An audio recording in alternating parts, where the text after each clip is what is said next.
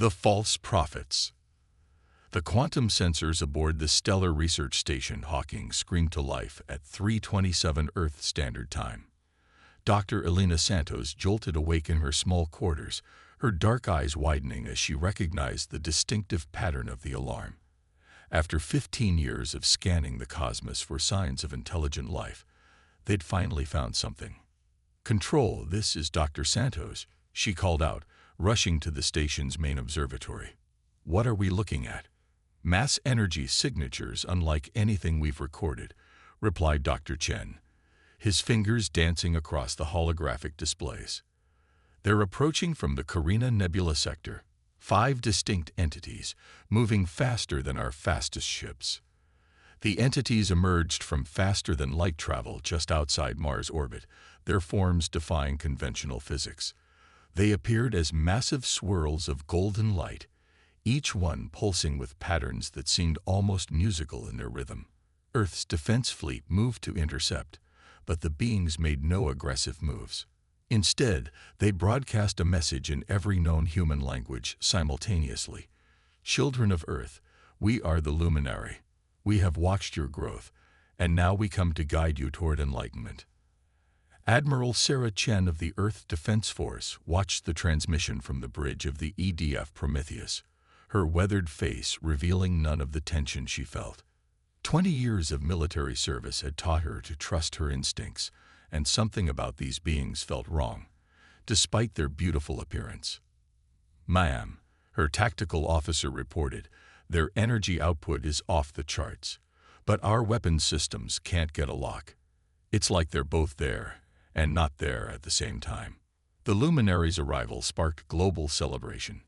They presented themselves as ancient guardians of developing civilizations, sharing stories of countless species they had guided to technological and spiritual advancement. Their gifts followed: cures for devastating diseases, clean energy technology, and the secrets of faster-than-light travel. Within months, humanity's first FTL ships were under construction.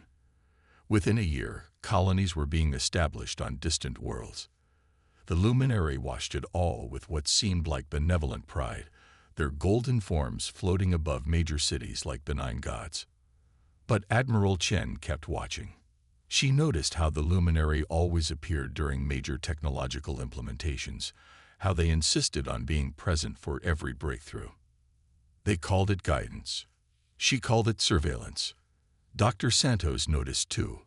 Her quantum readings of the luminary showed impossible patterns, energy signatures that seemed to reach into dimensions human science had barely theorized about. But more disturbing were the gaps in their story. "They say they guided thousands of civilizations," she told Admiral Chen during a secure meeting 2 years after first contact. "But where are these civilizations now? We visited 20 different star systems, and we found ruins. Just ruins." The Admiral nodded, her suspicions confirmed.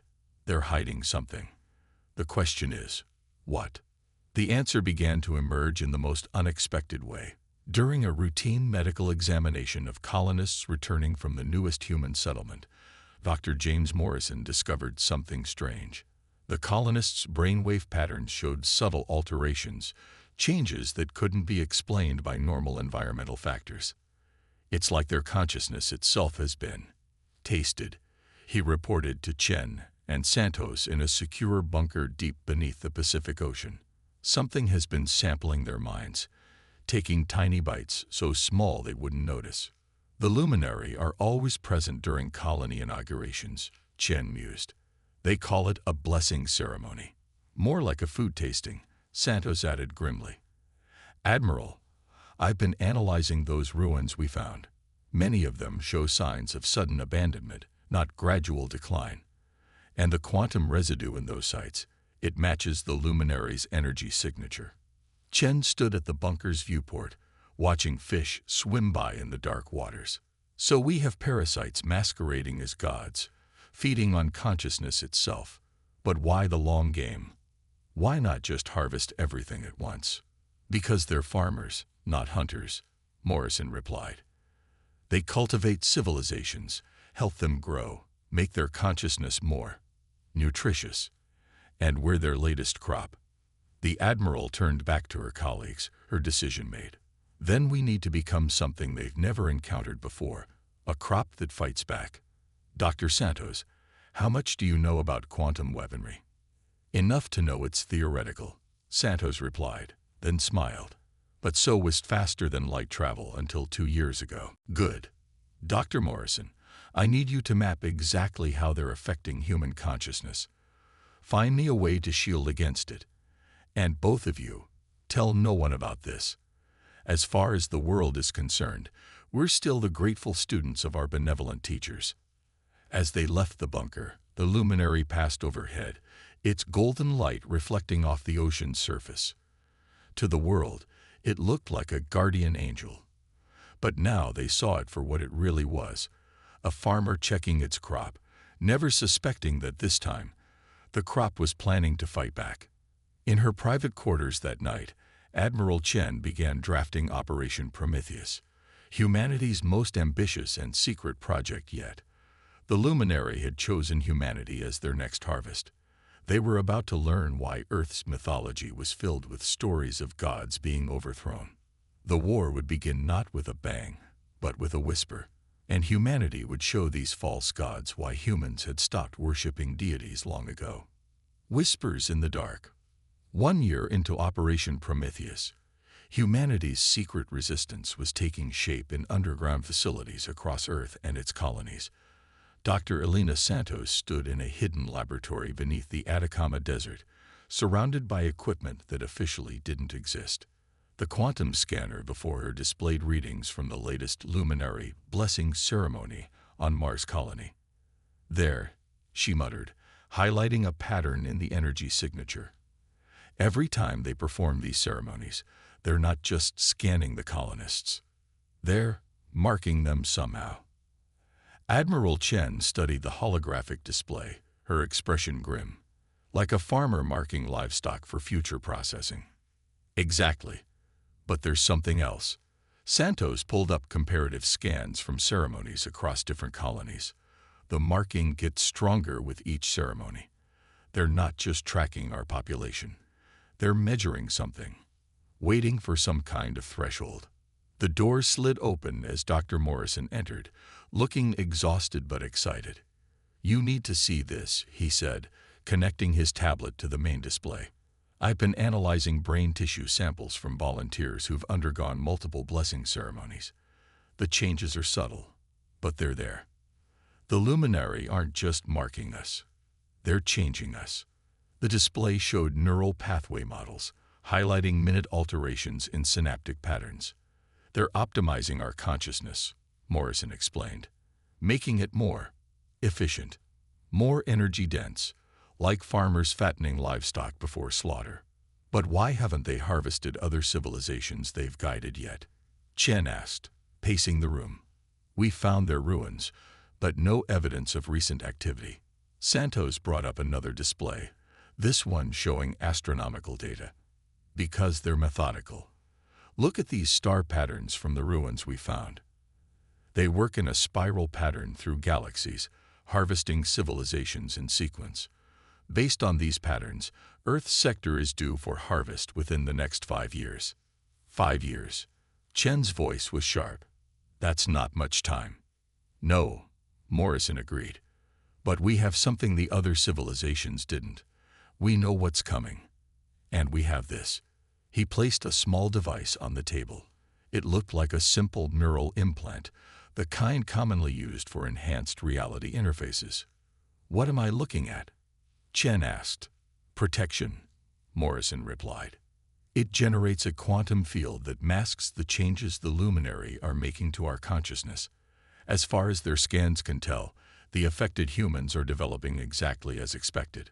But in reality, we're developing differently, Santos finished, understanding dawning on her face. We're becoming something they won't expect.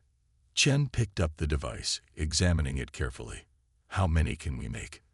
With the hidden facilities we've established. Enough for key personnel within 6 months. Full population coverage will take longer, but we should manage it within 3 years. Good, because I found something too. Chen activated her secure tablet, displaying images from deep space probes. The luminary told us they're alone, the last of their kind. They lied. There are more of them gathering at the edge of our solar system. Hundreds more. Santos studied the images, her scientific mind calculating possibilities. They're gathering for a mass harvest. Not just Earth, probably this entire sector of space. Which means we don't have 5 years, Morrison added grimly. They'll do it sooner. As soon as they think we're ready. Chen nodded. Then we step up our timeline. Dr. Morrison, begin mass production of the neural shields immediately. Dr. Santos, I need weapons, something that can hurt beings of pure energy. I might have something, Santos replied, leading them to a sealed chamber. Inside, suspended in a containment field, was what looked like a shard of crystallized darkness. We've been studying how the luminary exists in multiple dimensional states simultaneously. This device forces them to exist in only one state, making them vulnerable to conventional weapons. Will it work? Chen asked. In theory. But we'll only know for sure when we try it against an actual luminary. Then we need a test. Chen's voice was hard with determination. A small one, something they'll write off as an accident or malfunction. Dr. Morrison, how soon can you have a prototype neural shield ready? 3 days. Dr. Santos, can your weapon be miniaturized? Give me a week. Good. Chen looked at the gathered data, at the evidence of their impending doom and humanity's best hope for survival. In 2 weeks, we'll run our first field test. If it works, we'll finally know if these gods can bleed. As they finalized their plans, a luminary ceremony was beginning in New Beijing. The beams of light hovered above the city, their golden radiance inspiring awe in millions. But in the hidden facility beneath the desert, humanity was preparing to teach these false gods a lesson. The most dangerous prey is the one that knows it's being hunted. The next phase of Operation Prometheus was about to begin, and with it, humanity's first strike against their would-be devourers. The whispers in the dark were about to become a roar that would shake the heavens themselves. Breaking the chains. The test site was a small mining outpost on Europa, Jupiter's ice-covered moon. Admiral Chen watched from a hidden observation post as a lone luminary descended to perform its routine blessing of the facility. Only this time, things would be different. Neural shields are active, Dr. Morrison reported through the secure quantum channel. All personnel are protected. They won't be able to sense our resistance. Dimensional anchor is charged, Dr. Santos added. Ready on your mark, Admiral. Chen's eyes narrowed as she watched the luminary's golden form hover above the outpost. For 2 years, they'd prepared for this moment. Now they would learn if humanity's defenses could work against these self-proclaimed gods. Execute, Chen ordered. The dimensional anchor activated, invisible to normal sight, but blazing like a supernova to their quantum sensors. The luminary's form flickered, its multiple dimensional states collapsing into a single reality. For the first time in human history, one of these beings was truly, physically present. The effect was immediate. The luminary's perfect form distorted, its golden light dimming as it struggled to maintain cohesion. A sound like crystal straining filled the air. The first time any human had heard these beings make a noise of distress. Energy weapons, calibrated and ready. The weapons officer reported. Fire. Modified quantum beams struck the luminary, designed to affect its now solidified form. The being's light flickered violently, its shape contorting. A high-pitched keening filled all frequencies as the creature experienced something it hadn't felt in millions of years. Pain. By the void. The luminary's thoughts broadcasted in panic. How? Impossible. The cattle fights back. Before they could capture it, the beam managed to break free, fleeing into space with its perfect form now visibly damaged. Its retreat left behind something unprecedented. Physical evidence of its existence, small fragments of crystallized energy scattered across Europa's icy surface. Recovery teams, move in, Chen ordered. Dr. Santos, your analysis. The weapon worked better than expected, Santos replied, her voice excited. We didn't just hurt it, we forced it to leave behind physical matter. Something that, according to their own statements, should be impossible for their transcendent forms. They're not gods, Morrison added, studying his readings. They're just energy beings with advanced dimensional manipulation. Advanced, but not invincible. Chen allowed herself a small smile. Get those fragments to the lab. I want weapons that can hurt them even more next time. But their victory had consequences. Within hours, luminaries across the solar system began acting differently. Their ceremonies became more frequent, more intense. Reports flooded in from colonies about increased feelings of lethargy after these blessings. They're accelerating their timeline, Santos reported during an emergency meeting. The attack on Europa scared them. They know something's wrong, even if they don't know what. How long? Chen asked. Based on their energy patterns, they're preparing for a mass harvest within months, not years. And look at this. Santos displayed new deep space scans. More of them are arriving every day. Thousands now. Morrison's face was grim. We're not ready for full population protection yet. We need more time. Time we don't have, Chen replied.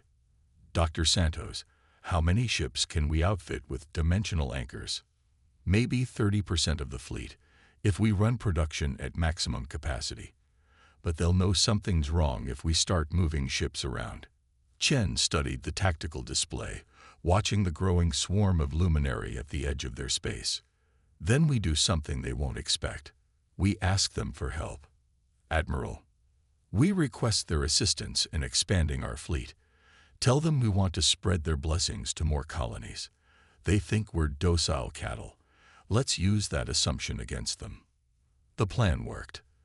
The luminary, eager to spread their influence, helped humanity build more ships, never realizing each vessel was secretly equipped with weapons designed to kill gods. As their ships grew in number, humanity's hidden resistance spread through encrypted channels across every colony. But they weren't the only ones preparing. The luminary ceremonies became more aggressive, their once beautiful light taking on a hungry edge.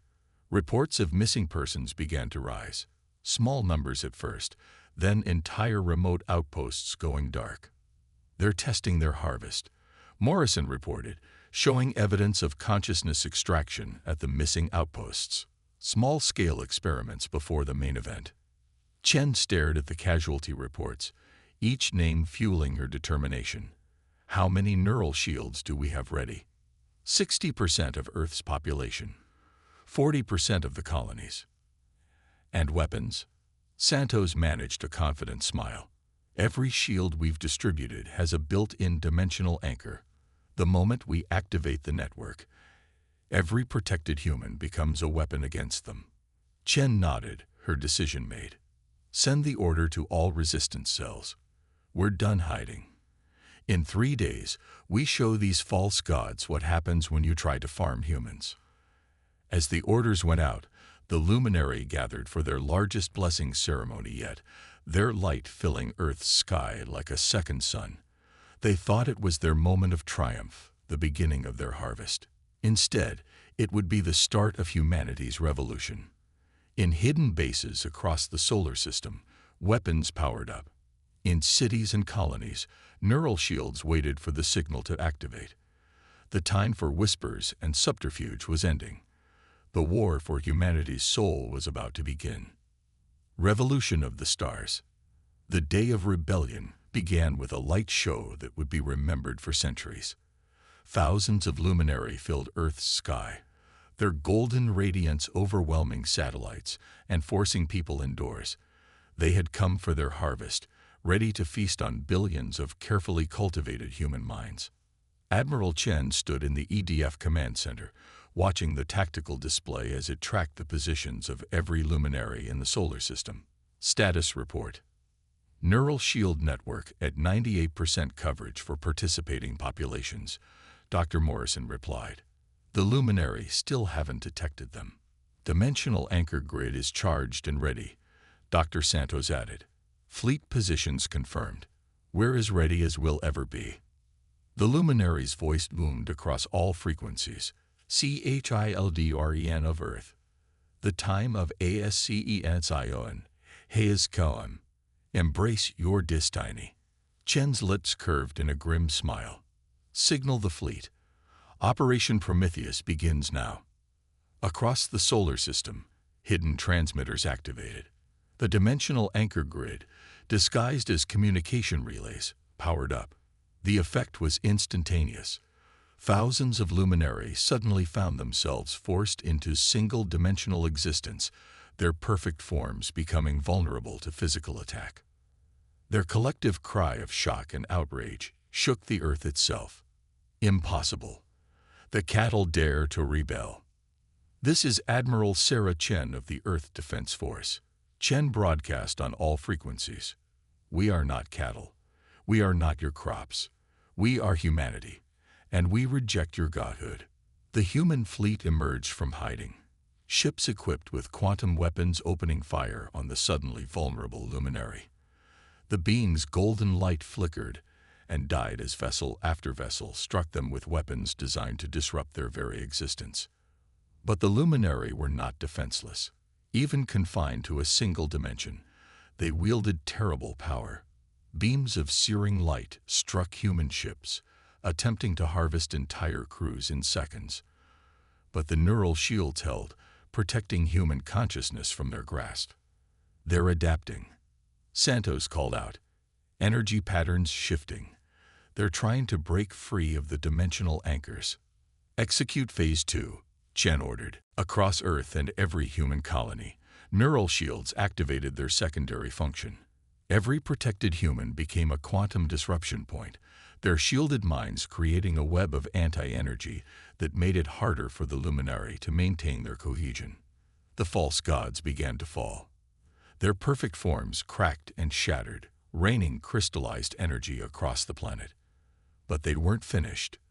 The surviving luminary merged together, forming massive beams of light that towered over cities. We have guided 1,000 civilizations to ASCENSION, they thundered. We will not be denied our harvest. Launch the Prometheus weapons, Chen commanded. From hidden silos across Earth, massive missiles launched. But these weren't conventional weapons. They were delivery systems for Dr. Santos's most ambitious creation.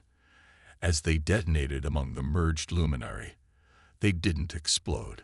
They imploded, creating quantum singularities that forcibly separated the merged beings and drained their energy. The battle raged across the solar system. Human ships engaged luminary forces near every colony, their quantum weapons proving that gods could indeed die. But humanity wasn't fighting alone anymore. Admiral Morrison's voice was excited. We're picking up new signatures, ships approaching from deep space. On the tactical display, thousands of vessels appeared. They were alien ships belonging to species that had supposedly been ascended by the luminary generations ago. In reality, they were survivors, hidden descendants of partially harvested civilizations who had been waiting centuries for a chance at revenge. Their leader's transmission was short. We saw your fight against the false gods. We offer our aid. Let us join you in bringing down those who would farm thinking beings like cattle. The tide turned. The luminary, faced with weapons designed to kill them and an enemy that had grown far beyond their expectations, began to retreat. But Chen wasn't about to let them flee to prey on other civilizations. All ships, execute Containment Plan Delta. Don't let them escape the solar system. The human fleet, now joined by their alien allies, created a vast web of dimensional anchors, trapping the remaining luminary within the solar system. Caught between humanity's weapons and the vengeance of their former victims, the false gods began to fall one by one. Throughout it all, Chen kept broadcasting a single message. We are humanity. We killed our gods once before in our myths. Now we do it in reality. As the battle reached its climax, the few surviving luminary tried one last, desperate tactic. They attempted to merge into a single being of unprecedented power, hoping to break through the containment grid. But humanity had planned for this too. "Dr. Santos," Chen called. "Show them your final invention." Santos activated a device that had taken 2 years to build, a quantum resonance cascade. It turned the luminaries' own dimensional manipulation against them, using their merged energy to tear their composite being apart. The explosion lit up the solar system brighter than the sun, marking the end of humanity's first war against gods. But as the light faded, Admiral Chen knew this was just the beginning. Humanity had proved itself capable of killing gods. Now they would help their new allies hunt down any remaining luminary across the galaxy. The age of false gods was ending. The age of humanity was about to begin. Dawn of freedom. 1 year after the Battle of Seoul, Admiral Sarah Chen stood on the observation deck of the newly commissioned starship Unity, watching alien and human crews work together to install a dimensional anchor array around a distant star system. The crystalline fragments of defeated luminary had been forged into warning beacons, their own essence turned into a defense against any of their kind who might return. "The Proxima Centauri array is online," Dr. Santos reported, her hologram flickering beside Chen. "That makes 50 systems protected against dimensional incursion. No luminary will be able to enter this sector without being detected and contained." The victory over the self-proclaimed gods had changed humanity's place in the galaxy forever. The species that had hidden from the luminary for generations now emerged from their secret refuges, sharing technologies and knowledge that had been preserved through centuries of careful concealment. "The Zarkax delegation is ready for the council meeting," Dr. Morrison added, joining them on the deck. His neural interface now connected him to a vast network of consciousness-protecting technology that spanned human space. They'd found evidence of luminary activity in the Carina sector. Chen nodded, unsurprised. "They're running. Every time we find one of their harvesting grounds, they abandon their entire feeding pattern. How many civilizations have we saved so far?" 17, Santos replied. "Most were at early stages of development, just beginning to attract luminary attention. We got to them in time, showed them the truth, gave them the means to defend themselves." The door slid open as Ambassador Zixtal entered, his crystalline form catching the starlight. The Meridians had been among the first allies to join humanity's fight, their silicon-based consciousness having proved particularly resistant to luminary harvesting. "Admiral," the ambassador's thoughts translated directly through their shared neural network.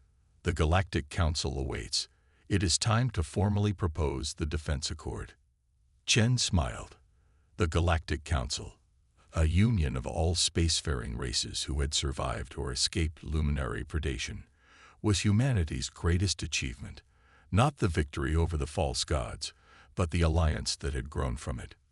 "Tell me, Ambassador," she asked as they walked to the conference room, "did your people ever imagine that the luminary could be defeated?" "We dreamed of it," Zixtal admitted. "For 10,000 years, we dreamed. But we lacked something vital that your species possessed. Technology. Weapons? Defiance." The ambassador's crystals chimed with amusement. "You were the first species to look at beings of pure energy, calling themselves gods, offering gifts of technology and knowledge. And your first instinct was to question their motives, to suspect, to investigate, to prepare for war even while accepting their gifts." The conference room was filled with representatives from dozens of species, some humanoid, others utterly alien, all united by their shared experience of luminary predation and their commitment to preventing it from ever happening again. Dr. Santos's latest findings were presented first. The analysis of captured luminary essence had revealed their true nature, parasites that had evolved to feed on consciousness itself, developing their godlike powers through millions of years of consuming other species' awareness and knowledge. Morrison followed with reports from the liberation efforts. Every month, more ships crewed by joint species teams located in freed worlds marked for luminary harvesting. The false gods' farming grounds were being systematically dismantled, their carefully cultivated crops now armed and ready to resist. But our greatest weapon remains knowledge, Chen addressed the council. The luminaries' power was built on deception, on playing the role of benevolent gods. Now every developing civilization, we find, learns the truth from the start. No more false gods. No more harvests. The Defense Accord was signed unanimously. It formalized what had already begun, a mutual defense pact between all spacefaring races, pooling resources and knowledge to hunt down the remaining luminary and protect developing civilizations. Later, in her private quarters, Chen reviewed the latest reports. Long-range probes had detected large concentrations of luminary fleeing toward the galactic core, abandoning Yun's old feeding grounds in their panic. They're gathering their strength, Santos observed, preparing for a counterattack. Let them come, Chen replied. Humanity killed its gods once in myth, then again in reality. If these false gods want to test us again, they'll find we've only grown stronger. Morrison's hologram appeared, his expression urgent. Admiral, the Centauri array just detected something. A massive luminary fleet, larger than anything we've seen before. They're not running anymore. They're gathering for war. Chen smiled, remembering that day on Europa, when they first proved the gods could bleed. Send word to the council. Tell our allies to prepare their fleets. The luminary want to prove they're still gods. Let's remind them what happened to the last gods who tried to rule humanity. As alarms sounded across human space and allied fleets moved to defensive positions, Chen felt no fear. The luminary had made a crucial mistake. They had tried to farm humans like cattle, never realizing they were cultivating their own destruction. Now they would learn once again why humans had stopped believing in gods. The next war was coming. But this time, humanity wouldn't fight alone. The free species of the galaxy stood united, ready to end the age of false gods forever. The dawn of freedom wouldn't come easily, but it would come, one dead god at a time. All ships, battle stations, Chen ordered, watching the tactical display light up with thousands of allied signatures. Let's finish what we started in Sol. Let's show these false gods why humanity's oldest stories all end the same way, with mortals killing gods who dared to rule them. The final hunt was about to begin.